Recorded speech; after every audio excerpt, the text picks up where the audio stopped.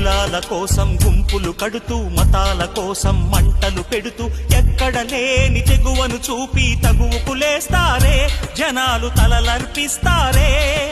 సమూహ క్షేమం పట్టని స్వార్థపు ఇరుకుతనంలో ముడుచుకుపోతూ మొత్తం దేశం తగలడుతోందని నిజం తెలుసుకోరే తెలిసి భుజం కలిపిరారే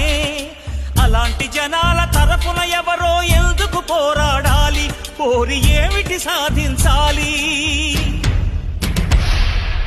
ఎవరి కోసం ఎవరు ఎవరితో సాగించే సమరం ఈ చిచ్చుల సింధూరం జవాబు చెప్పే బాధ్యత మరచిన జనాల భారతమా ఓ అనాథ భారతమా